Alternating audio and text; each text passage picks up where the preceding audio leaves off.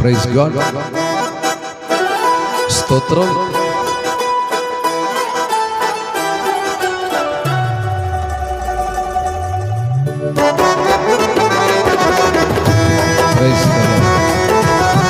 సంతోషంగా అందరం దేవుడు మనకు చేతులు ఇచ్చాడు, నోరిచ్చాడు.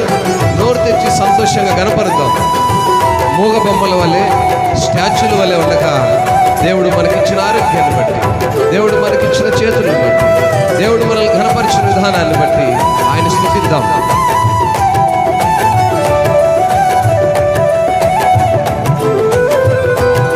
Praise God.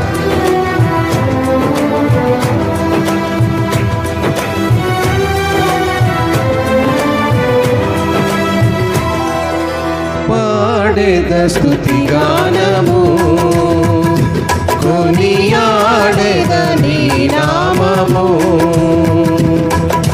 పాడేద స్తుతి గానము, కొనియాడేద నీ నామము.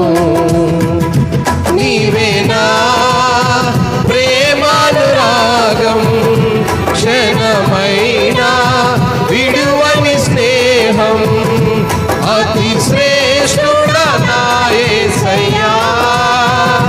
నీవేనా ప్రేమానురాగం, క్షణమైనా విడువని స్నేహం, అతి శ్రేష్ఠుడా నా యేసయ్యా. పాడేద స్తుతి గానము, కొనియాడేద నీ నామము. పాడేద స్తుతి గానము, కొనియాడేద నీ నామము. Praise God. ఆయన మనకిచ్చిన చేతులతో ఆయన గణపరచకపోతే ఆయన ఇచ్చిన చేతులను వల్ల ఆయన వెనక్కి తీసుకుంటాడు. ఆయన మనకిచ్చిన నోటితో ఆయన గణపరచకపోతే మరలా స్వరాన్ని వెనక్కి తీసుకుంటాడు. Praise God. స్తోత్రం, స్తోత్రం. మీకు కనపడుతున్నాయా మీ చప్పట్లు? మీకు కనపడుతున్నాయా మీరు కొట్టే చప్పట్లు? మీకు కనపడితే చాలు.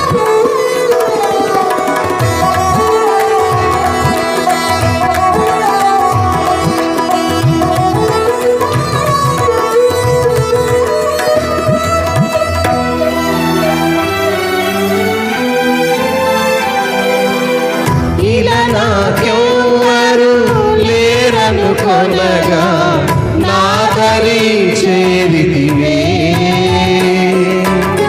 నేనమ్మిన వారే నన్ను మరచినను మరువని దేవుడవు.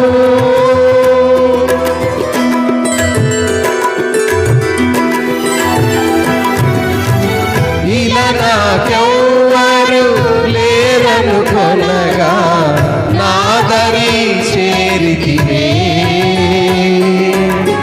నేనమ్మిన వారే నన్ను మరచినను మరువని దేవుడవు.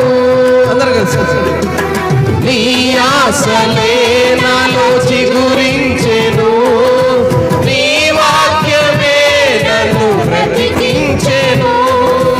నీ ఆశలే నాలో చిగురించెను, నీ వాక్యమే నన్ను బ్రతికించెను. నీ అనుబంధము నాకానందమే, నీ అనుబంధము నాకానందమే. పాడేద స్తుతి గానము, కొనియాడేద నీ నామము. పాడేద స్తుతి గానము, కొనియాడేద నీ నామము.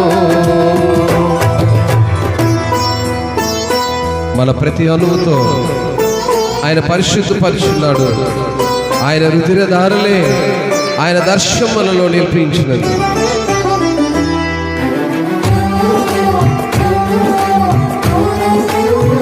Praise the Lord. స్తోత్రం.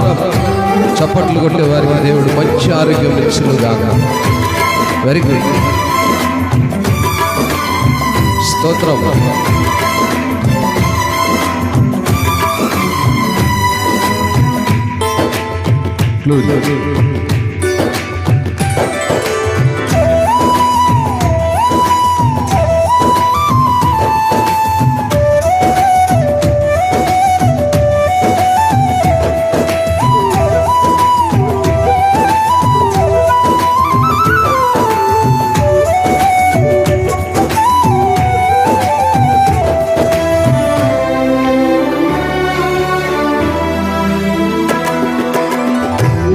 ప్రతి అణువును పరిశుద్ధపరచెను నీ రుధిరధారలే. నీ దర్శనమే నన్ను నిలిపినది ధరణిలో నీ కొరకే.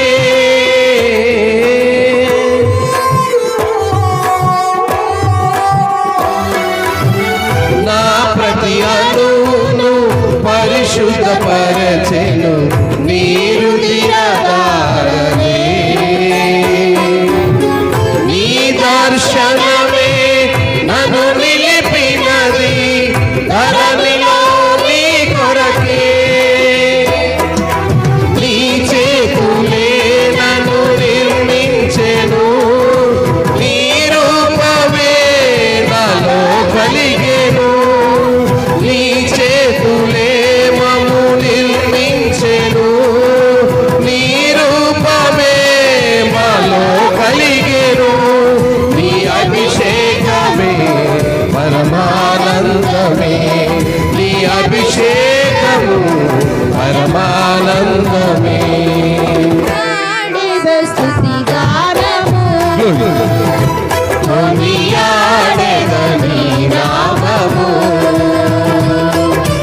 పాడెద స్తుతి గానము కొనియాడెద నీ నామము. ప్రతి బలహీనతలో మమ్మల్ని ధైర్యపరిచి మీ కార్యము అన్నిట్లో సఫలము చేసి ఆత్మలో ఉజ్జీవము కలిగించినటువంటి యూదా గోత్రపు సింహమా నీకే స్తుతి. Praise praise.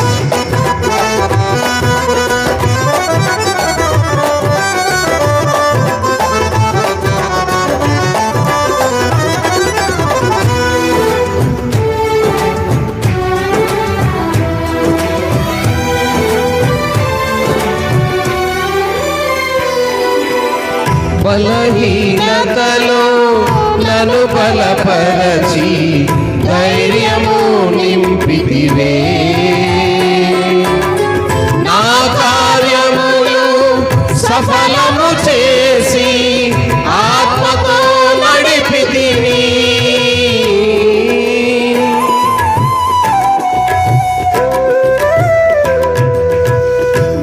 బలహీనతలో నన్ను బలపరచి ధైర్యము నింపితివే. నా కార్యములు సఫలము చేసి ఆత్మతో నడిపితివి. యూదా గోత్రపు గోధమ సింహమా నీతో నిత్యము విజయహాసమే. యూదా గోత్రపు గోధమ సింహమా నీతో నిత్యము విజయహాసమే. నీ పరిచర్యలో మహిమానందమే. నీ పరిచర్యలో మహిమానందమే. పాడేద స్తుతి గానము కొనియాడెద నీ నామము. పాడెద స్తుతి గానము కొనియాడెద నీ నామము. నీవే నా ప్రేమానురాగం క్షణమైనా విడువని స్నేహం అతి శ్రేష్ఠుడా నా యేసయ్యా.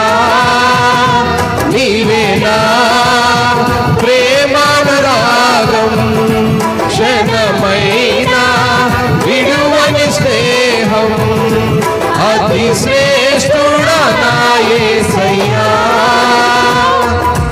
పాడెద స్తుతి గానము కొనియాడెద నీ నామము పాడెద స్తుతి గానము కొనియాడెద నీ నామము. Praise the Lord. మంచిది. దేవుని ఉన్నత నామములో ఈనాటి పునరుద్ధాన దినారాధనకు చేరొచ్చిన మీకు అందరికీ ప్రభు పేరిట శుభాలు వందనాలు తెలియజేస్తున్నాను. మంచిది, చాలా సంతోషం. దేవుని సన్నిధానంలో దేవుని యొక్క ఉచితమైన కృప ద్వారా ఆయన స్తుతించడానికి గణపరచడానికి మనకు మాత్రమే దేవుడు కృపనివ్వలేదు.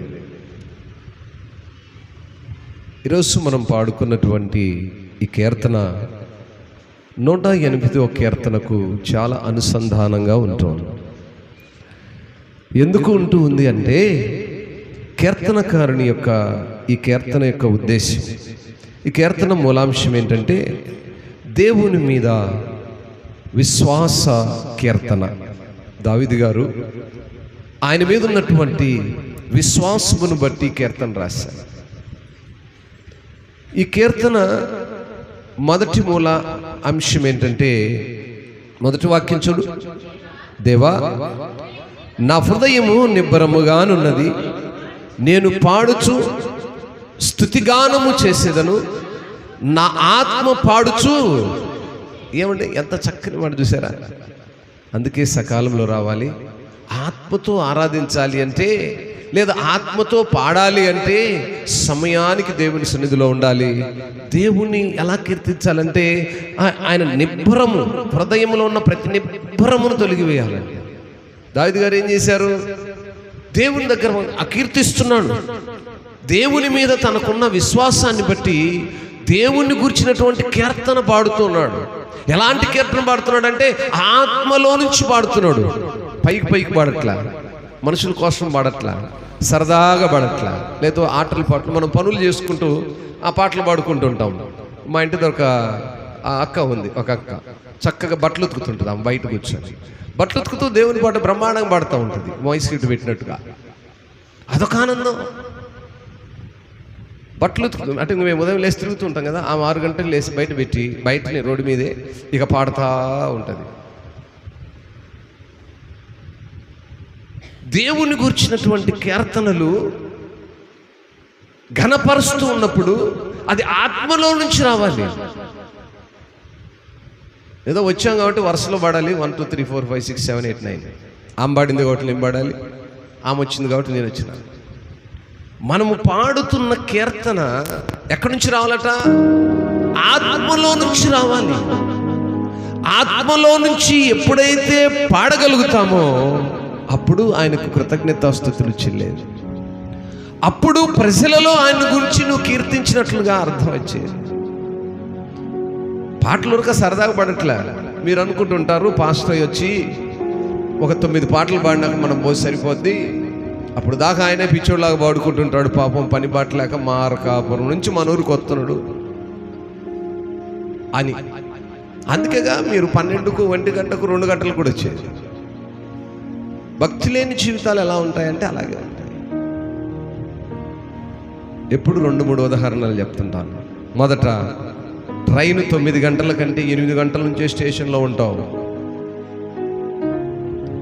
పిల్లోడికి బడి 8:40 కంటే 7:30 నుంచి రెడీ చేస్తావు. రే కానీ లేయి, గుడ్డలు వేసుకో, సొక్కేసుకో, ఈ సర్దుకో, ఈ సర్దుకో, బువ్వ డబ్బా తీసుకో.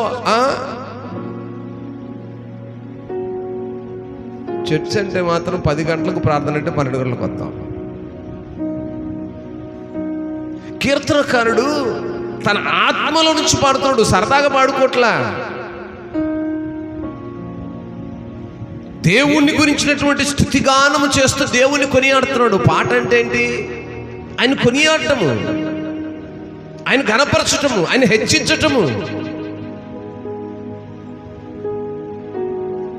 కీర్తనకారుడు ఆయన ప్రేమను గురించి పాడుతున్నాడు. ఆయన ప్రేమలో ఉన్నటువంటి అనురాగాన్ని గురించి పాడుతున్నాడు.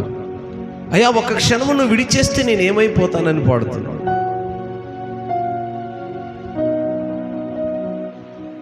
మనం ఎప్పుడైనా ఆలోచించామా? నా భర్త విడిచేస్తే ఏమైపోతానని భయపడతాం, నా తల్లిదండ్రులు విడిచేస్తే నేను ఏమైపోతానని భయపడతాం. వీటన్నింటికి మూలమైనటువంటి దేవుడు విడిచేస్తే ఏమైపోతాను ఎప్పుడైనా ఆలోచన చేసేవా? కనుకనే దేవుణ్ణి గణపరచాలి. కీర్తనకారుడు తన మనస్సు నిబ్బరముగా ఉన్నదట.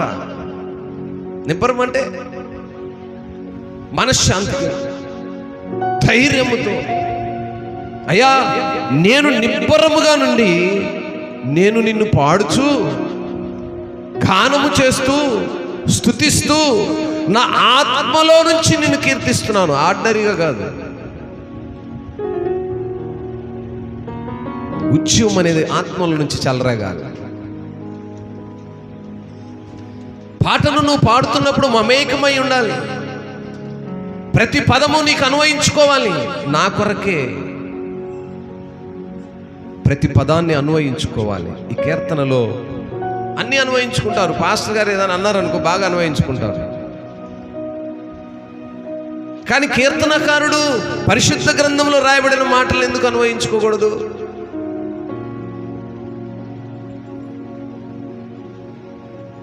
ఆయన నిబ్బరము కలిగి ధైర్యముతో పాడుతూ స్తుతిస్తూ గణపరుస్తూ, స్వరమండలమా, సితారా, ఎవరికి చెప్తున్నాడు? ఏమండి ఈ మాట ఎవరిని పిలుస్తున్నాడు? స్వరమండలమా, సితారా, మేలుకొనుడి, నేను వేకువనే లేచెదను. వాయిద్యాలకు చెప్తున్నాడు. వాయిద్యములారా మీరు లేచిరండి త్వరగా, నేను ముందుగా లేచాను. దేని కొరకు? మూడవ వాక్యం అంటాడు, జనుల మధ్య నీకు కృతజ్ఞతాస్తుతులు చెల్లించేదను, ప్రజలలో నిన్ను కీర్తించేదను. స్తోత్రం. ఈ మైక్ శబ్దం ద్వారా ఇక్కడున్న వాళ్ళకు కాకుండా బయటున్న వాళ్ళకు వినపడాలని, బయటున్న వాళ్ళు మార్పు చెంది లోపలికి రావాలని, బయటున్న వాళ్ళ జీవితాల్లో ఒక నూతనమైన అధ్యయనం ప్రారంభించాలని కీర్తించేది మనం. కనుక ఇక్కడ కూడా కీర్తనకారుడు అంటున్నాడు, దావీదు గారు, ప్రజల మధ్యలో నీకు కృతజ్ఞతాస్తుతులు చెల్లించేదాని కొరకు, ప్రజలలో నిన్ను కీర్తించేదానికి, సితారా, స్వరమండలమా, మీరు మేలుకొనుడి, దేవుణ్ణి ఘనపరుచుతాము, ప్రజల మధ్యలో ఆయనను కీర్తిని తెలియజేద్దాం. ఈనాడు ప్రియులారా, మన యొక్క ఆత్మీయ స్థితి ఎలా ఉంటుంది?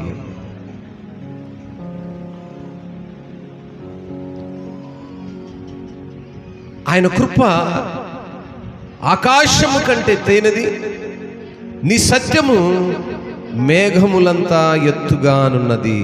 దేవుని యొక్క కృప ఆకాశము కంటే ఎత్తుగా ఉన్నదట. ఈ మాటలను మనం ఇంతకు ముందు కూడా చూసాం. చూడండి 57వ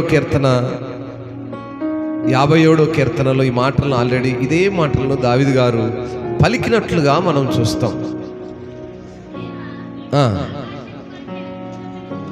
ఎస్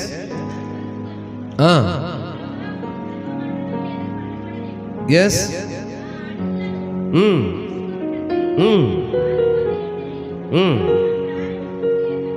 ఎస్ నా హృదయము నిబ్బరముగానున్నది. దేవా, నా హృదయము నిబ్బరముగానున్నది, నేను పాడుచూ స్తుతిగానము చేసేదను. నా ప్రాణమా, ఏమండి ఇక్కడ డైరెక్ట్గా పిలుస్తున్నాడు. ఇక్కడ ప్రాణంతో డైరెక్ట్ చెప్తున్నాడు. నిద్రపోతులు, సోమరిపోతులు, తిరుగుబోతులు, ఆ చెట్ల శ్యామలమ్మడి తిరిగి వాళ్ళందరికీ చెప్తా ఉన్నాడు. ఇక్కడ కొంతమంది నిద్రపోతులు ఉంటారు, 11 అయినా లెగరు. పునరుద్ధాన దినమన్నా ప్రార్థనకి వెళ్దామన్నా సనుగుళ్ళు గొనుగుళ్ళే. అట్లాంటి పనికి మాలిన వారితో చెప్తున్నాడు, నా ప్రాణమా లే. ఏం చేద్దామంటున్నాడు? మేలుకో, స్వరమండలమా, సితారా, మేలుకోండి. ఇంత డైరెక్ట్గా చెప్తా ఉంటే సిగ్గుండొద్దు మనకి. ఏమండి, వాక్యము సూటిగా ఇంత డైరెక్ట్గా నిన్ను మేలుకొలుపుతుంటే ఇంకా సిగ్గు లేకపోతే మన ఆత్మీయ స్థితి ఏమైనట్టు?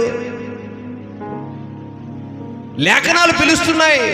దావీదు భక్తుడు తన ప్రాణాన్ని చెప్తున్నాడు, సిగ్గులేని ప్రాణమా లేయి, నిద్రపోతా లేయి.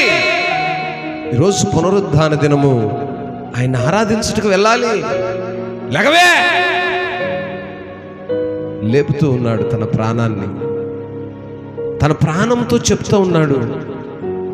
ఆయన కృప ఆకాశం కంటే అత్యున్నమైనదిగా ఉంటుంది గనుక ఆయన ప్రభావాన్ని మనము అనుభవించాలి. ఆ ప్రభావం ఎక్కడ ఉంటుందట? ఆయన ప్రభావము సర్వ భూమి మీద ఉంటుందంట. స్తోత్రం, హల్లెలూయా. సర్వ భూమి మీద ఉండే ఆయన ప్రభావాన్ని నువ్వు అనుభవిస్తున్నావా? వినాలి వినాలి వినాలి, జాగ్రత్తగా వినండి. కొద్ది నిమిషాలేనండి, చాలా విలువైన మాట, జాగ్రత్తగా వినాలి. అటు ఇటు చూడొద్దు, ఒకరి వైపు ఒకరు చూడొద్దు, ఒకరితో ఒకరు మాట్లాడుకోవద్దు. కొద్ది నిమిషాలు పరిశుద్ధాత్ముడు మనల్ని హెచ్చరిస్తున్న సమయం, పరిశుద్ధాత్ముడు మనల్ని సూటిగా అడుగుతున్న సమయం. నువ్వు ఎలా ఉన్నావు? నీ ఆత్మలో ఆ ఉద్యమం ఉందా? నీ ప్రాణంతో నువ్వు ఎప్పుడైనా చెప్పుకున్నావా? ఏమ్మా, మీ ప్రాణాలు ఎప్పుడైనా మాట్లాడుకున్నాయా? ప్రాణంతో ఎప్పుడైనా చెప్పారా? నేను ఎప్పుడు చెప్తుంటాను, ప్రతిదినము మాట్లాడకపోయినా కనీసం పునరుద్ధాన దినమైనా, నా ప్రాణమా త్వరగా మేలుకో, నేను వెళ్ళాలి, ఆయన సన్నిధిలో ఆయన స్తుతించాలి, ఆయన గణపరచాలి. దావీదు భక్తుడు అంటున్నాడు, నిబ్బరము కలిగి ధైర్యముగా ఆత్మతో నేను ఆయన కీర్తించి అనేక మంది ప్రజలలో ఆయన గణపరచడానికి వెళ్ళాలి.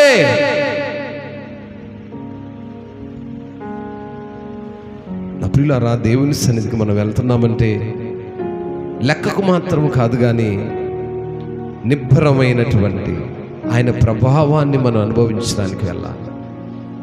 ఆ మహిమ తేజస్సు, ఆ వెలుగులో మనం వెలిగించబడడానికి వెళ్ళాలి. వినుట మట్టుకే వింటే, ఇందాక మనం చదువుకున్నట్టుగా యాకోబు పత్రిక 2:17 అన్నాడు కదా. ఏమన్నాడు? ఏమా చదవండి, 2:17, యాకోబు 2:17. క్రియలు లేని విశ్వాసము ఒంటిగా కాదు, పూర్తిగా చెప్పాలి, లైన్ కరెక్ట్ లేదు. విశ్వాసము క్రియలు లేనిదైతే ఒంటిగా ఉండి మృతమైనది. విశ్వాసం అనేది మన జీవితాల్లో క్రియలు లేకుండా అనుకోండి, పని లేకుండా అనుకోండి, అది ఒంటిగా ఉండి చచ్చిన దాంతో సమానం. క్రైస్తవ జీవితము, మన దేవుడు, మనం ఆరాధిస్తున్న దేవుడు జీవం కలిగిన దేవుడు అండి. జీవం కలిగిన దేవుని నువ్వు ఆరాధిస్తున్నప్పుడు నువ్వు ఒక స్టాచ్యూ లాగా ఉంటే ప్రయోజనం ఏంటి? తండ్రి జీవం కలిగిన వాడైనప్పుడు కుమారుడుగా ఏమై ఉంటాడు? జీవం కలిగిన వాడుగానే ఉంటాడు. మన తండ్రి జీవం కలిగిన వాడైనప్పుడు మనం ఎలా ఉండాలి? మన ప్రాణానికి మేలుకొల్పు చెప్పాలి. ప్రాణమా లేయి, మనం వెళ్దాము, పునరుద్ధాన దినము, ఆయన కనపరచాలి, ఆయన యొక్క ప్రభావాన్ని అనుభవించాలి. ఈ దినం ఆయన ప్రభావము సర్వ భూమి మీద ప్రకాశించబడుతుంది. ఆ మహిమను అనేక మంది ప్రజలు అనుభవిస్తుంటారు. ఆ ప్రజలలో నేను ఉండాలి, ఆ గుంపులో నేను ఉండాలి, ఆ పరిశుద్ధుల సహవాసములో నేను ఉండాలి. స్తోత్రం! ఎంత ఆనందంగా ఉంటుందండి. ఎప్పుడు చెప్తుంటాను, క్రిస్మస్ పండుగ కంటే పునరుద్ధాన దినము చాలా పండుగ దినము నాకు మాత్రమే, మిగతా వాళ్ళ గురించి నాకు తెలియదు కనుక. I enjoy this day. Holy spirit, పరిశుద్ధాత్ముడు అలా నాతో మాట్లాడుతూ ఉంటాడు. శనివారం నుంచి నాలో ఆ ఉత్సవం ప్రారంభమవుతూ ఉంటుంది. ఎన్ని తలంపులు, ఎన్ని ఆలోచనలు, ఎన్ని కోరికలు, ఎన్ని పనులున్నా, ఆ పడుకుంటున్నా కూడా తొందరగా తెల్లవారితే బాగుండు, దేవుని సన్నిధికి వెళ్ళాలి. ఎంత ఘనమైనటువంటి దినం, మన మధ్య ఆయన సంచారం చేస్తున్న దినం. మన ప్రాణానికి మరి కావలసినంత ఆ సెక్యూరిటీ, ఆ శక్తిని ఇచ్చే దినం. ఎన్నో బాధలతో, వేదనలతో, శోధనలతో ఉంటుంటాం. లేని వారు ఎవరు లేరు, మై సెల్ఫ్ ఆల్సో. అందరికీ ఆర్థికంగా అవసరమే. ఏమండి, అవసరం లేని వాళ్ళు ఎవరు ఉన్నారు? డబ్బు ఎవరికన్నా అవసరం లేదు చెప్పండి. డిజు కూడా అవసరమే. చూడండి, ఇప్పుడు 4-5 తెచ్చుకుంది, మళ్ళీ 5ది లాగిస్తుంది. ఇంకా డబ్బు అవసరం లేని ఎవరు ఉన్నారు? కాబట్టి ప్రతి మనుష్యునికి డబ్బు అవసరమే, కానీ అదే జీవితం మాత్రం కాదు. అది ఈ లోక ప్రయాణంలో, మనం ప్రయాణంలో ఉన్నాం కదా, ప్రయాణంలో కొన్ని అక్కర్లు తీర్చడానికి అవసరం. ఆనాడు పౌలు స్వార్థ చేస్తున్నాడు, సంఘాలన్నీ దర్శించడానికి వెళ్తున్నాడు. ఒక సంఘం నుంచి ఇంకొక సంఘానికి వెళ్తున్నప్పుడు, ఈ సంఘం నుంచి, కొరింథీ సంఘం నుంచి ఫిలిప్పీ సంఘానికి, లేదా ఇంకోటి వెళ్తున్నప్పుడు, ఈ సంఘం వారు ఆయన వస్తున్నాడని తెలిసి సిద్ధపరిచేవాళ్ళు ఆయన కానుకలు. ఆయన ఈ సంఘంలో తీసుకున్న కానుకల నుంచి ఇంకొక సంఘానికి వెళ్ళినప్పుడు అక్కడి నుంచి వీరికి ఉత్తరం రాసేవాడు. పలాని కొరింథీ సంఘమా, పరిచర్య కొరకు మీరిప్పిన గుప్పుల ద్వారా మరలా ఫలానా తెస్సలోని సంఘానికి వెళ్ళగలుగుతూ ఉన్నాను. తెస్సలోని సంఘమా, మీరిచ్చిన గుప్పుల ద్వారా మరొక సంఘానికి వెళ్ళగలుగుతున్నాను. కొలస్సీ సంఘంతో చెప్పేవాడు. ఇలా అనేక సంఘాల్లో తన పరిచర్య చేస్తున్నప్పుడు డబ్బు లేకుండా పరిచర్య చేయలేదు. ఆయనకు కూడా అవసరాలే. తినుటకు, ప్రయాణం చేయుటకు, అలసట తీర్చుకున్నటకు ప్రతి ఒక్కటి కొనుక్కోవాలి కనుక అవసరమే. కానీ అదే జీవితం మాత్రం కానే కాదు. కనుకనే మనము దేవుని సన్నిధికి వెళ్ళాలనుకున్నప్పుడు ఎంతటి సిద్ధపాటు ఉండాలంటే, మొదట ఆత్మలో సిద్ధపాటు ఉండాలి.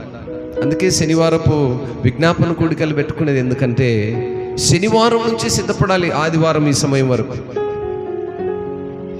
ప్రభువా, రేపటి దినమున నీ శరీరము, నీ రక్తం నేను తీసుకుపోతున్నాను. ఈ సెప్టెంబర్ మాసపు మొదటి పునరుద్ధాన దినములో మనం ఉన్నాము. స్తోత్రం.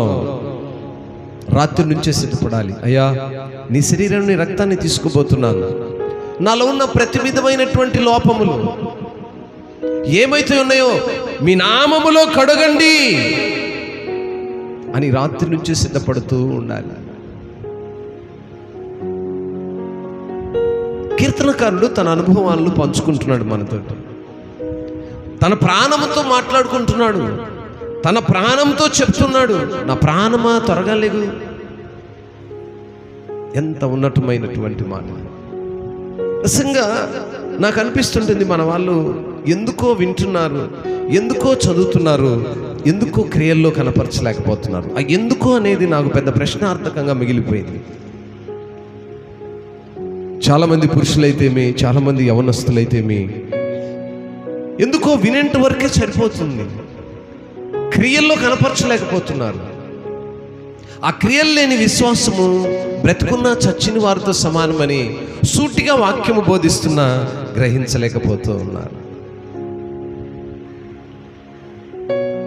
దేవుని వాక్యం మనల్ని సూటిగా చెప్తూ ఉంది. దేవుని వాక్యాన్ని అనుభవించాలని కీర్తనకారుడు ఈరోజు దేవుని సన్నిధిలో పాడుతూ ప్రార్థిస్తూ ఉన్నాడు.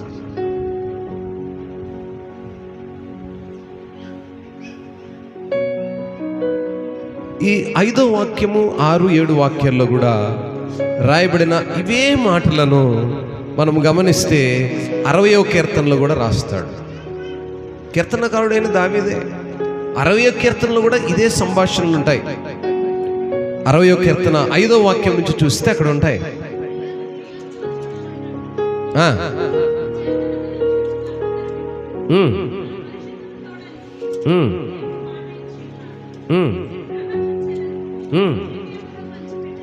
ఎస్,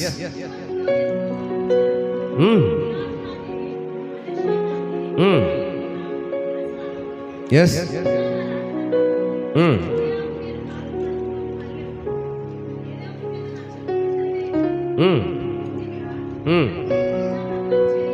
yes, ఎస్,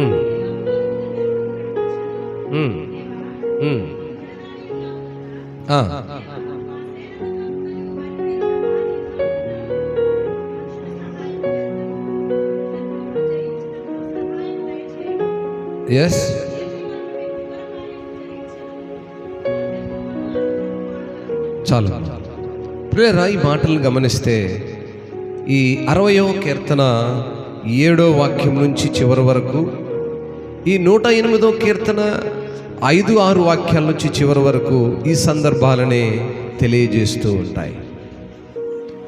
దేవుణ్ణి అడిగే అనుభవం, దేవుని ఎడల దావీదు గారికి ఉన్నటువంటి ఆ విశ్వాసం వలన పొందుకున్న కృప, ప్రాణముతో తను మాట్లాడుతున్న వైనం, తన ప్రాణంతో మాట్లాడుకుంటున్న వైనం. ఇక్కడ మనం 7వ వాక్యంలో ఒక మాటను చూస్తాం. తన పరిశుద్ధత తోడని దేవుడు మాట ఇచ్చున్నాడు, నేను ప్రహర్షించెదను, షెకెమును పంచిపెట్టెదను, సుక్కోతు లోయను కొలిచెదను. ఈ షెకెము అనేటువంటి ఈ పట్టణము దక్షిణ వ్యాలెంట్లో ఉన్నటువంటి ఒక పురాతనమైనటువంటి పట్టణం. ఈ పట్టణము గురించిన హిస్టరీ ప్రజెంట్ చూస్తే నాబ్లాస్ నగరముతో ముడిపడి ఉన్న షెకెము ఇప్పుడు ప్రస్తుతము పాలస్తీనాలోని వెస్ట్ బ్యాండ్లోని బలాటా గ్రామములోని టెల్ బలాటా అనేటువంటి సమీపములో ఇప్పటికీ కూడా గుర్తింపులో ఉన్నటువంటి ప్రదేశము షెకెము. ఈ షెకెముల గురించి ఇంకా చాలా హిస్టరీ ఉంది. దేవుడు దావీదు ఎడల కలిగి ఉన్నటువంటి ఆ అపారమైనటువంటి కృపను, తన పరిశుద్ధతోడని దేవుడు మాట ఇచ్చినప్పుడు తను సంతోషిస్తూ షెకెం అనే పట్టణమును పంచిపెట్టినట్లుగా మనం చూస్తున్నాం. ఈనాడు దేవుడు మన ఎడల కలిగి ఉన్నటువంటి కృపకు ఎలాంటి రిప్లై మనం ఇస్తూ ఉన్నాం? మనపై ఆయన కనపరుస్తున్నటువంటి ఆ ప్రేమకు ఎలాంటి రిప్లై మనం ఇస్తున్నాం? అక్కడ తనకు అయిష్టమైన కొన్ని పట్టణాలు ఇక్కడ కనపడతాయి. 9వ వాక్యంలో మనం చూసినప్పుడు, మోయాబు నేను కాళ్ళు కడుక్కొను పల్లెము, ఎదోము మీదికి నా చెప్పు విసిరివేదును, ఫిలిస్తీను బట్టి జయోత్సాహము చేసి ఉన్నాను. మోయాబు, ఎదోము, ఫిలిస్తీన్లు ఇశ్రాయేలుకి తూర్పు దక్షిణ పశ్చిమ సరిహద్దులలో ఉన్నటువంటి శత్రు రాజ్యాలు ఇవి. గనుక దావీదు మాటలు పలుకుతూ ఉన్నాడు. ఈ 3 దేశాలు ఇశ్రాయేలులకి శత్రు రాజ్యాలు, వారిని హింసించి బాధించినటువంటి ప్రదేశాలు ఇవి. అందును బట్టి అక్కడ ఆ మాట పలుకుతున్నాడు, మోయాబు నేను కాళ్ళు కడుక్కొను పల్లెము, ఏదో మీదికి నా చెప్పు విసిరివేదును, ఫిలిస్తీన్లు బట్టి జయోత్సాహము చేసి ఉన్నాను. శత్రువును జయించేటువంటి శక్తి దేన్ని బట్టి పొందుకున్నాడంటే కేవలం విశ్వాసాన్ని బట్టి. కేవలం చిన్న విశ్వాసం అండి. ఆ ఫెయిత్ అనేటువంటి మాట ఎంత ఘనమైన కార్యములు చేస్తుందో చూసాము కదా. ఆనాడు కానాను స్త్రీ యొక్క, అన్యురాలైన ఒక స్త్రీ యొక్క విశ్వాసము ఎన్ని గొప్ప కార్యాలు చేసింది. ఈరోజు మన విశ్వాసం ఎలా ఉంటుంది? కనీసం సమయానికి దేవుని సన్నిధికి వెళ్ళి దావీదు గారు ఆత్మతో ఆరాధించిన ఆ విధానాన్ని మనం అనుభవించలేకపోతున్నాం. మన ప్రాణాలకు మనం చెప్పుకోలేకపోతున్నామండి. ఎంత సిగ్గుచేటది. మన ప్రాణానికి మనం చెప్పుకోలేకపోతున్నాం. మనకున్న పనికిమాలిన అలవాట్లకి కట్ ఆఫ్ చేయలేకపోతున్నాం. ఆగు, ఈరోజు అనేక పనులు ఉన్నాయి. నీ భర్తకు చెప్పుకోలేకపోతున్నావు, ఈరోజు ఆగవయ్యా ప్రార్థనకి వెళ్దాం రా. నీ పిల్లలకు చెప్పుకోలేకపోతున్నావు, అరే బయట ఎందుకు రా అట్లా తిరుగుతున్నావు, ప్రార్థనకు వెళుతున్నాను రా, రండి వెళదాం. ఆనాడు ఆయన చెప్పాడు, నువ్వు దేవుని సన్నిధికి వెళుతున్నప్పుడు నీ ఇంటికి బంధువులు వచ్చారా వెంట తీసుకెళ్ళు, స్నేహితులు వచ్చారా వెంట తీసుకెళ్ళు, ఒకవేళ నువ్వు ధనవంతుడై నీ దగ్గర పని మనిషి ఉందా, తన్ను కూడా దేవుని సన్నిధికి తీసుకెళ్ళి. ఇది దేవుని ఆజ్ఞ. నీవే వెళ్ళలేనప్పుడు నువ్వు ఇంకేం చేస్తావు? ఎప్పుడు వంక దొరుకుద్దా అని ఎదురు చూస్తుంటా. పునరుద్ధాన దినమే వంక. ఏంటి? మా చెల్లెలు వచ్చింది ఊరు నుంచి సారు, మా అక్కాయి వచ్చింది ఊరు నుంచి సారు, మా చిన్నాయన ఏలిడిసిన కాలిడిసిన కొడుకు హాస్పిటల్ నుండి చూసిరాంబోతున్నా సారు. నువ్వు నాకు చెప్పక్కర్లేదు, నువ్వు ఎక్కడికి వెళ్ళేది ఏం చేసేది ఆయన చూసుకుంటాడు.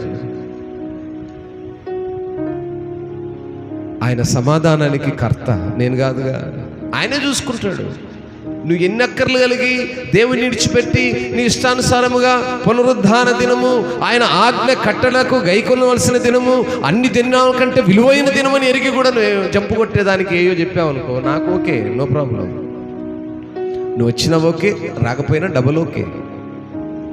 కానీ దేవుడు కదా నిన్ను అడుగుతాడు, ఆయన కదా నువ్వు సమాధానం చెప్పాలి. ఆయన కదా తీర్పరి నీకు నాకు. నాకు కూడా ఆయనే కదా తీర్పరి, నీకు ఆయనే తీర్పరి. ఆయనకు నువ్వు సమాధానం చెప్పేటప్పుడు కరెక్ట్గా ఉందో లేదో అప్పుడు బయటకు వస్తుంది సుమా. ఆత్మతో స్తుతిస్తూ, ఆత్మతో గణపరుస్తూ ప్రాణాన్ని అదుపులోనికి తీసుకోవాలి మనం. కీర్తనకారుడు తీసుకున్నాడు తన అదుపులోనికి, తన ప్రాణానికి భయం చెప్పాడు, ధైర్యం కలిగి దేవుని సన్నిధికి నడిచాడు, ప్రజలలో కృతజ్ఞతాస్తుతులు చెల్లించాడు, ప్రజలలో ఆయన్ను కీర్తించాడు, ఆయన కృపను వెల్లడిపరిచాడు, ఆయన కలిగిన శక్తిని తెలియజేశాడు. చూడండి 10వ వాక్యంలో అంటాడు, కోటగల పట్టణంలోనికి నన్ను ఎవడు తోనుకొని పోవును, ఏదోములోనికి నన్ను ఎవడు నడిపించును. ఏమండి, ఏదోము ఏంటిది? శత్రుదేశము. ఇజ్రాయేలును రానియరు, మరి అక్కడికి ఎవరు నడిపిస్తారు నన్ను? నీవే. అక్కడికి నన్ను నడిపించేవారు ఎవరున్నారు? నీవు తప్ప నన్ను ఎవరు నడిపిస్తారు? కోటగల పట్టణంలోనికి నన్ను ఎవడు తోడుకొని పోవును. నేను వెళ్ళలేని స్థలాలకి, నాకు ఎనిమిలుగా ఉన్నటువంటి ప్రజల దగ్గరికి నేను ఎలా వెళ్ళగలను? నీవు మాత్రమే నన్ను నడిపించగలవు, నీవు మాత్రమే నన్ను నడిపించగలవు. ఏ పరిస్థితులు ఎదురైనా, ఏ పరిస్థితిలో మనమున్నా సహాయకుడు ఆయనే. అందుకే అన్నాడు 11వ వాక్యంలో, చూడు, దేవా నీవు మమ్మను విడనాడి ఉన్నావు కదా, దేవా మా సేనలతో కూడా నీవు మాకు సహాయము దయచేయుము. స్తోత్రం. సేనలతో సహాయం చేయగలిగిన వాడు ఆయన. ఆ సహాయమును పొందుకోవాలంటే దేవుని దగ్గరకు వచ్చి అడిగే అనుభవము కావాలి. మన హృదయములో ఆయన మీద విశ్వాసాన్ని కనపరిచే వారముగా కావాలి. విశ్వాసము అనేది చాలా క్రైస్తవ జీవితంలో ప్రాముఖ్యమైన ఒక మెట్టు, అదొక ఘట్టం. ఆ విశ్వాసం అనేది లేకుండా నేను క్రైస్తవ జీవితాన్ని అనుభవిస్తున్నానంటే అది శూన్యం. అది కనపరచబడేదిగా ఉండాలంటాడు. ఎంత చక్కగా ఆయన తన యొక్క ఆధ్యాత్మిక స్థితిని, దేవునిపై తను ఆనుకున్న విధానాన్ని, దేవుణ్ణి ఆనుకున్నప్పుడు తను పొందుకున్న అనుభవాన్ని మనకెంతో క్లుప్తంగా తెలియజేస్తున్నాడు. ప్రియులరా, ఈ మాటలు మనం గమనిస్తున్నప్పుడు, ఈ మాటలను మనం ధ్యానం చేస్తున్నప్పుడు ఆయనపై భక్తులకున్న విశ్వాసం ఏంటి? 60వ కీర్తన 12వ వాక్యం చదువుకొని ముగించుకుందాం. దేవుని వలన నేను సూర్య కార్యములు జరిగించెదము, మా శత్రువును అనగదొక్కువాడు ఆయనే. 108:13 కూడా ఇదే మాట రాయబడి ఉంటుంది. దేవుని వలన మేము సూరకార్యములు అంటే అసలు నేను ఊహించలేనివి, నా చేత కానివి, నేను చెయ్యలేనివి, నాకు కష్టమైనవి, నాకు భారమైనవి నువ్వు మాత్రమే చేయగలవు. నీ వల్ల మాత్రమే సాధ్యం, నీ వల్ల మాత్రమే నేను వాటిని జయించగలను.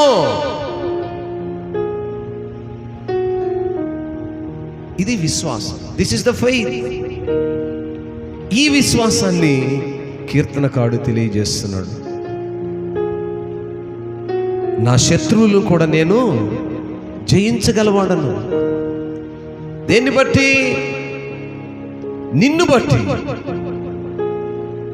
నీ యొక్క ఆ మహిమ అభిషేకమును బట్టి, ఆ ప్రభావమును బట్టి నా శత్రువును కూడా నేను జయించగలను. శత్రువును జయించడం అంటే అర్థం ఏం చెప్పగలరా? ఒక కత్తి తీసుకొని, ఒక డాల్ తీసుకొని వెళ్ళి, ఏయ్ నువ్వు బయటికి రా, నా చేతులు కూడా కత్తి ఉంది, కొట్లాడుకుందామా, కొట్టుకుందామా, నువ్వు గెలుస్తావా నేను గెలుస్తావా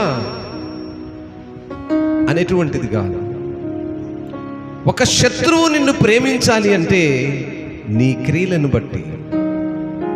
నీ శత్రువు నీ దగ్గరికి రావాలంటే క్రియలు కనపరచబడాలి. అందుకే ఆయన అన్నాడు, దేవుని వలన మేము శూరకార్యములు జరిగించేదాం. నువ్వు శత్రువును ప్రేమించు చాలు, కార్యాలు జరుగుతాయి. నీ శత్రువుని నువ్వు ప్రేమతో పలకరించు, కార్యాలు జరుగుతాయి. నీ తగ్గింపు జీవితము, ఇవి నా జీవితంలో కూడా ఎన్నో అనుభవాలు ఉన్నాయి.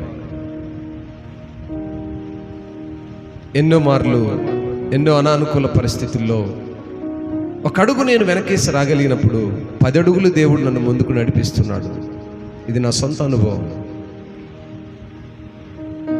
ఎన్నో విషయాల్లో అపజయాలను ఎదుర్కొన్నాను. ఎన్నో విషయాల్లో ఆర్థికంగా ఎదురుగాను. అన్నిటికీ సహనమును పాటించాను. ఓపిక కలిగి ఎదురు చూశాను. దేవుని వైపు కళ్ళెత్తి చూస్తున్నాను. అయ్యా నీవే నాకు సహాయకుడు. ప్రతి కార్యము నీ చిత్తంలో మాత్రమే జరుగుతుంది.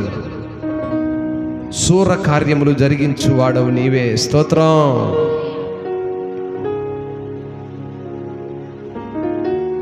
దేవుడు అనేక కార్యములు, అద్భుత కార్యములు చేయగలడండి. దేవుని మహాకృపలో రానున్న మాసములో ఒక నూతన గృహ ప్రారంభోత్సవం జరిగించుకోబోతున్నాము. స్తోత్రం. దాని కొరకు ప్రణాళిక జరుగుతుంది. దేవుడు కార్యము ముగింపులో ఉంది, సఫలం చేస్తాడు.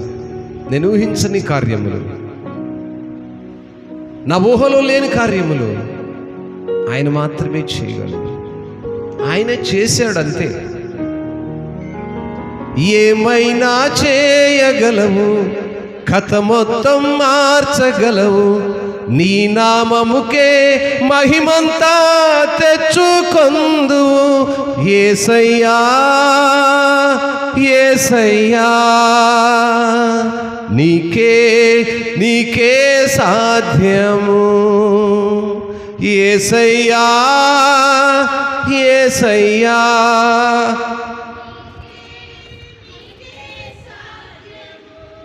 ఏదైనా ఆయనకే సాధ్యమండి. ఆయన చేయగలడు.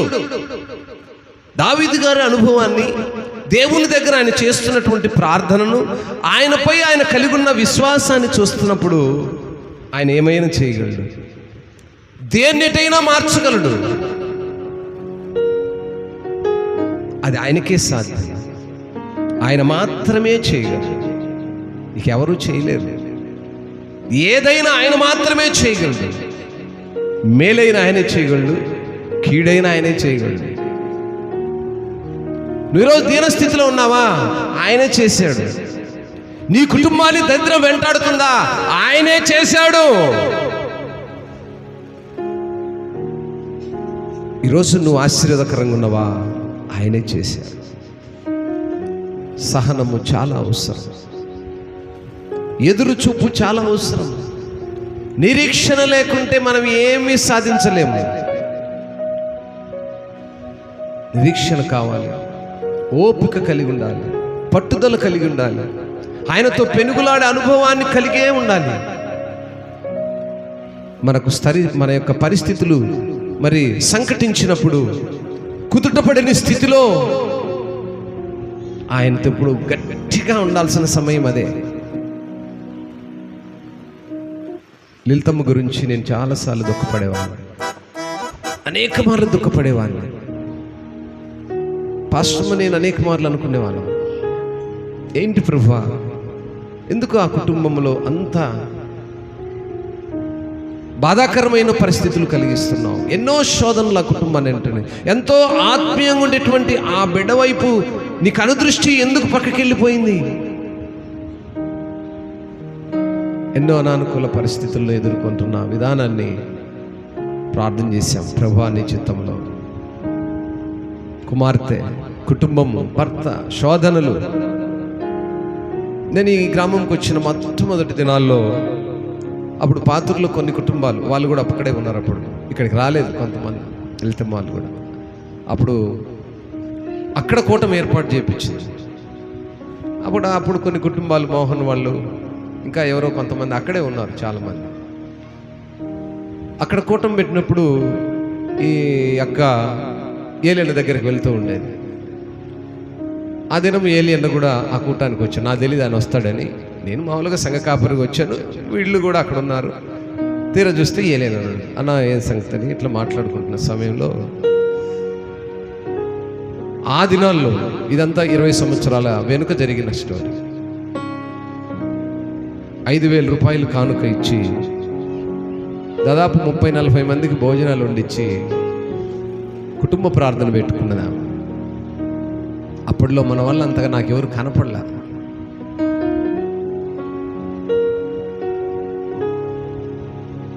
అవన్నీ నాకు జ్ఞాపకం వస్తుంటాయి. ఈమె పరిస్థితి, ప్రస్తుత పరిస్థితి నేను చూస్తున్నప్పుడు, ప్రార్థన చేస్తున్నప్పుడు, పరిశీలిస్తున్నప్పుడు ఎందుకు దేవుడు ఈమె పక్షమున ఇట్లా చేస్తా ఉన్నాడు? కానీ నో డౌట్ ఎట్ ఆల్, దేవుడు ఒక దేవుడు ఖచ్చితముగా ఘనమైన కార్యములు ఖచ్చితముగా చేస్తాడు.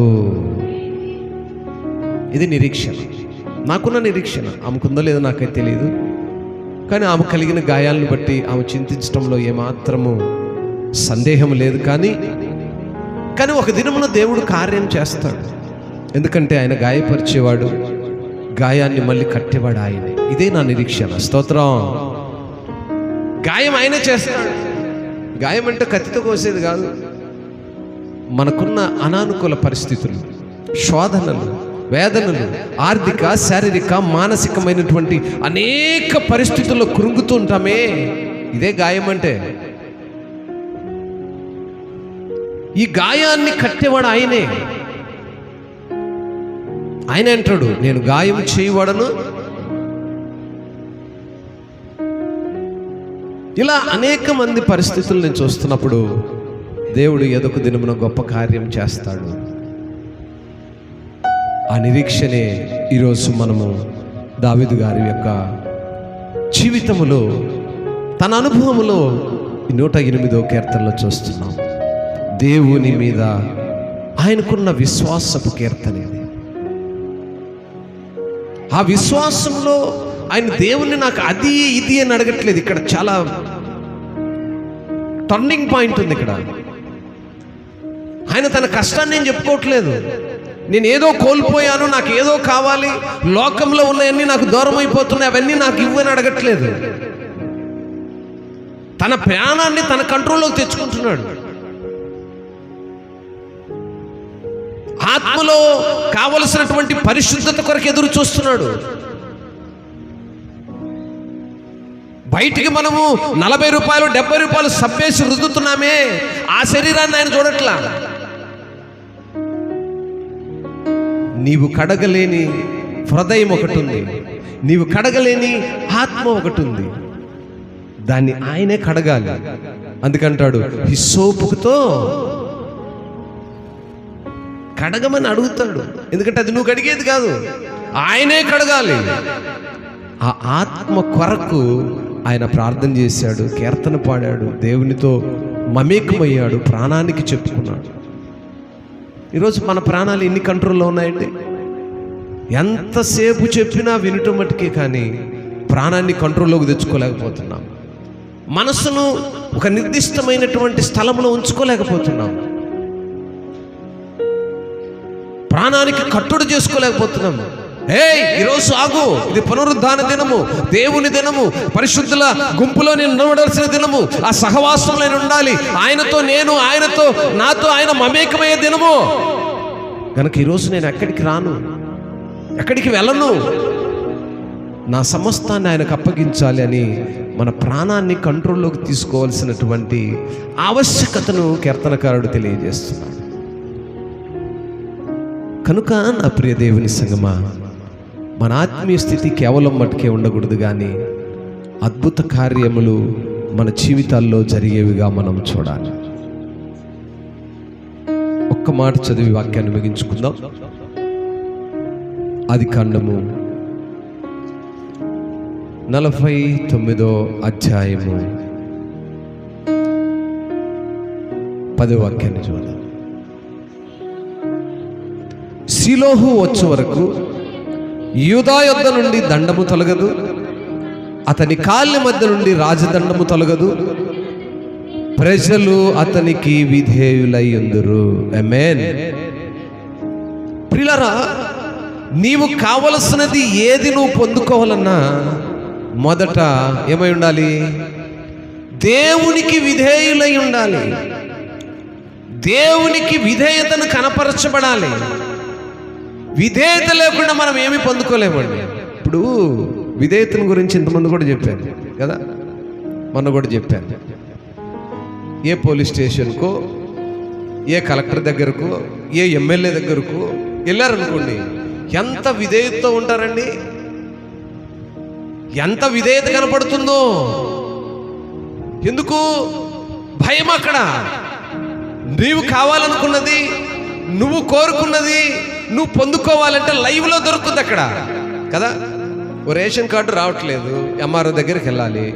ఏమండి ఎంఆర్ఓ గారు, రేషన్ కార్డు ఎవరా, ఏమనుకుంటున్నారేంటి, నేనంటే ఏమనుకున్నా తడా ఇయ్యడు. కాబట్టి చేతులు కట్టుకొని, అయ్యా నేను పలానా ఊరు అయ్యా, నా గ్రామం ఇదయ్యా, నా బియ్యపు కార్డు రాలేదయ్యా. ఎంత వినయం అడుగుతావో. బయటకు వచ్చి ఈరోజు పోయిన ఎంఆర్ఓ వాడు పలకలేదురా, వాడు ఈరోజు నా మాట ఇలా ఎమ్మెల్యేకి చెప్పి వాడు సంగతి చూస్తారా?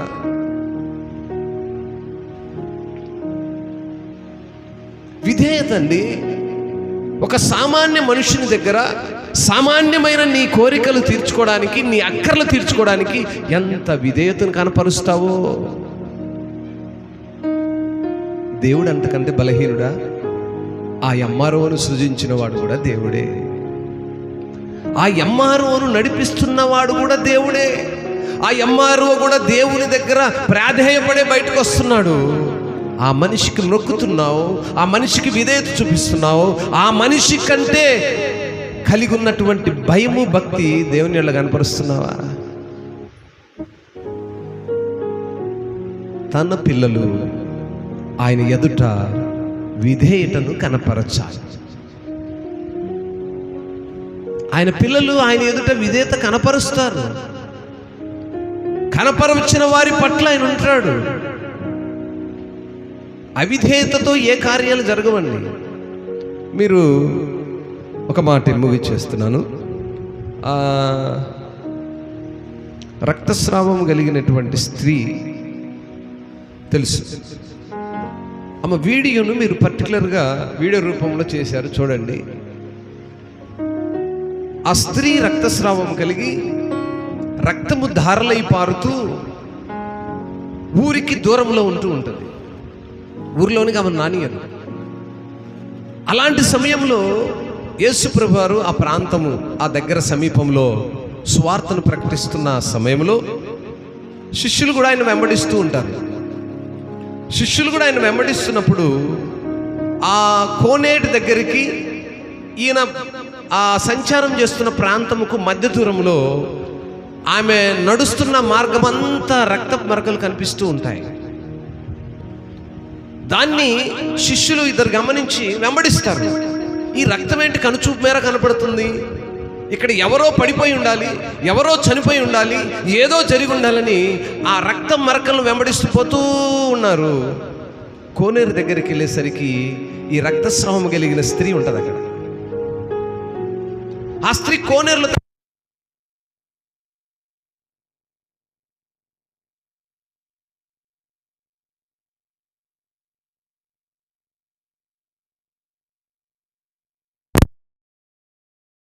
దగ్గరికి రాకూడదు. లేదమ్మా, నీకు ఏం ప్రాబ్లం ఏంటి, నీ ఆపద ఏంటి, నీ ఇబ్బంది ఏంటి, మేమేమన్నా సాయం చేయగలమా? అప్పుడు వీళ్ళకి అర్థమవుతుంది. అర్థమయ్యి ఆమెను అడుగుతారు, అమ్మా నువ్వు ఎన్ని దినాల నుంచి ఇలా ఇబ్బంది పడుతున్నావు, ఏంటి నీ ప్రాబ్లము? నేను అనేక దేశాలకు వెళ్ళాను, అనేక ప్రాంతాలకు వెళ్ళాను, అనేక మంది డాక్టర్ దగ్గరికి, అనేక మంది వైద్యుల దగ్గరికి వెళ్ళాను, అనేక మంది మంత్రగాళ్ళ దగ్గరికి వెళ్ళాను, నాకు ఎవరు సహాయం ఇవ్వలేదండి. అప్పుడు ఇరువురులో వీళ్ళిద్దరు అనుకుంటుంటారు, బ్రదర్ మన యొక్క రక్షకుడైనటువంటి యేసుప్రభు వారు వస్తున్నారు కదా, ఆ బోధకుని చోట ఈమెకు ప్రార్థన చేపిద్దామా? ఆమెకు డౌట్ పడుతుంది.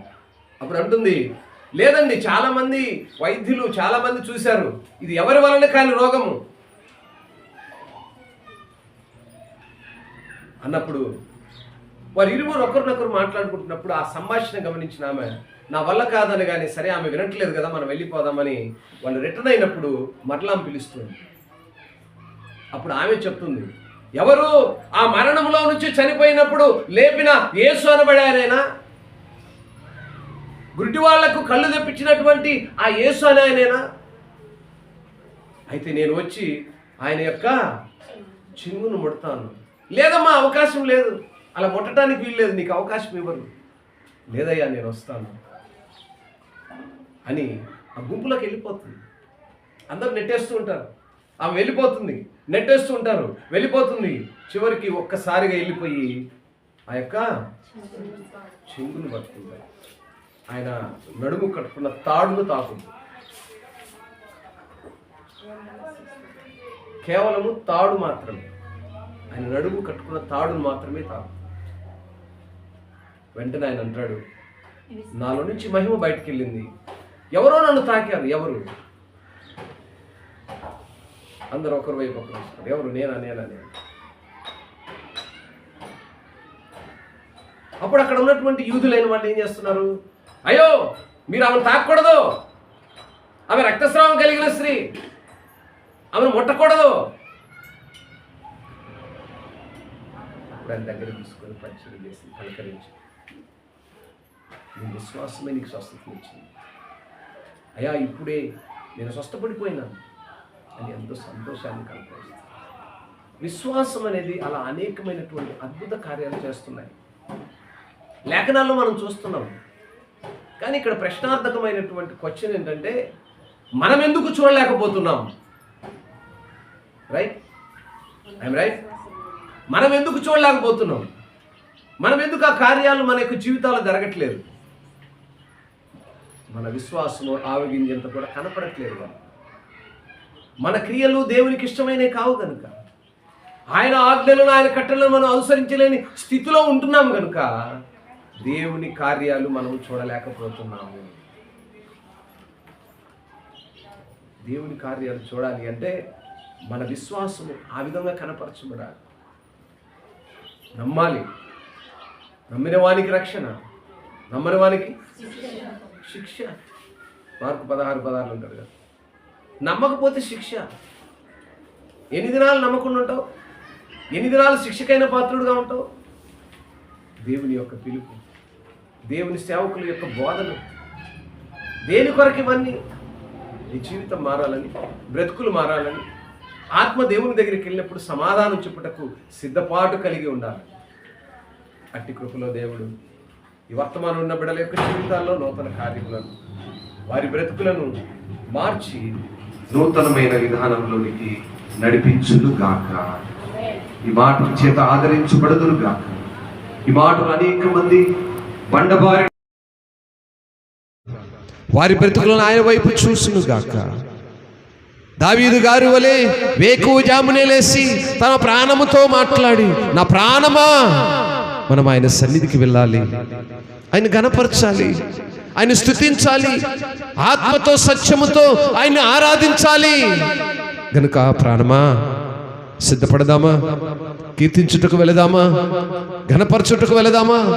ఆయన చేసేటువంటి సూర్య కార్యములు లోకములో మరి ప్రచురపరచుటకై, లోకములో తెలియపరచుటకై సిద్ధపడదామా అని తన ప్రాణము ఏ రీతిగా మాట్లాడిందో ఈరోజు మనం కూడా అది అలా మాట్లాడే అనుభవానికి వెళదామా? అందరం లేచి నిలబడదాం. అందరం లేచి నిలబడి ఉన్న పాటుగా కళ్ళు మూసి, అయ్యా ఇదిగో ఈరోజు నీ సన్నిధానంలో ఉన్నానయ్యా, నా ఆత్మ నీతో మాట్లాడాలని ఆశపడుతుందయ్యా. నా శరీరము మన్ను, మీరు నాలో ఉన్నారు కనుక నేను జీవముతో ఉన్నాను. నీవు జీవము కలిగిన నా తండ్రివి అని ఈరోజు అడగగలిగితే దేవుడు కార్యం చేస్తాడు. దేవుడు కార్యం చేస్తాడు. దేవుడు కార్యం చేయాలి అంటే మనము దేవుని దగ్గర మొరపెట్టే అనుభవాన్ని కలిగి ఉండాలి. మొరపెట్టగలవా? దేవుని అడగగలవా?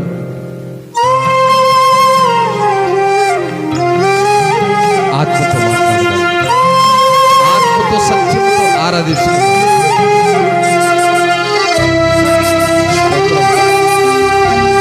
ఆయన వైపు కనులెత్తుదాం. ఆయన ఆకాశంలో నువ్వు తప్ప నాకెవరున్నారయ్యా?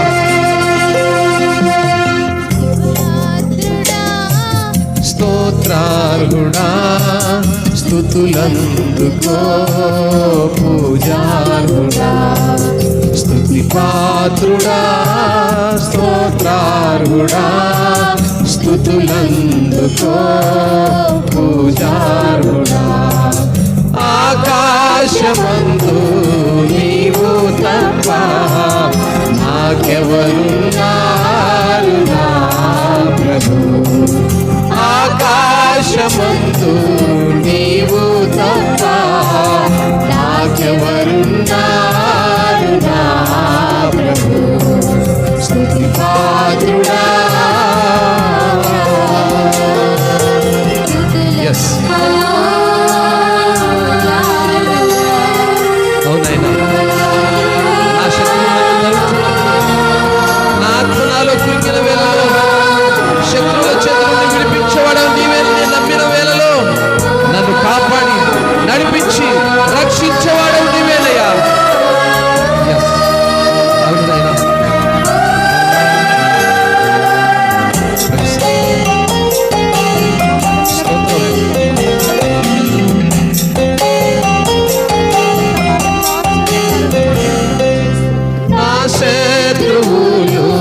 నన్ను తరుముచుండగా నా ఆత్మ నాలో కృంగెనే ప్రభు. నా శత్రువులు నన్ను తరుముచుండగా నా ఆత్మ నాలో కృంగెనే ప్రభు. నా మనసు నీ వైపు త్రిప్పిన వెంటనే శత్రువుల చేతి నుండి విడిపించినావు, కాపాడినావు. నా మనసు నీ వైపు త్రిప్పిన వెంటనే శత్రువుల చేతి నుండి విడిపించినావు, కాపాడినావు. స్తుతి పాత్రుడా, స్తోత్రాలుడా, స్తుతులందుకో పూజార్హుడా. ఎస్ నైనా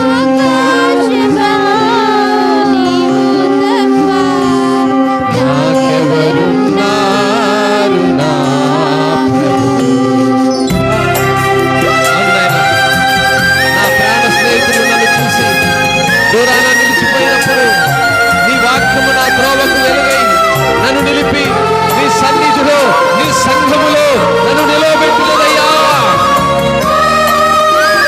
అవునైనా స్నేహితులు నన్ను చూచి దూరాన నిలిచేను నా ప్రభు. నా ప్రాణ స్నేహితులు నన్ను చూచి దూరాన నిలిచేను నా ప్రభు. నీ వాక్య ధ్యానమే నా త్రోవకు వెలుగై నన్ను నిలిపెను నీ సన్నిధిలో నీ సంఘములో. నీ వాక్య ధ్యానమే నా త్రోవకు వెలుగై నన్ను నిలిపెను నీ సన్నిధిలో నీ సంఘములో.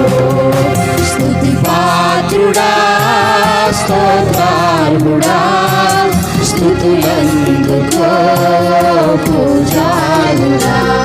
నాయనా, నా స్తుతులకు పాత్రుడా, స్తోత్రాలకు అర్హుడా నాయనా. స్తుతులు అర్పిస్తున్నప్పుడు స్తుతులకు పూజితమైన దేవా, ఆకాశములో నీవు తప్ప నాకెవరున్నారయ్యా?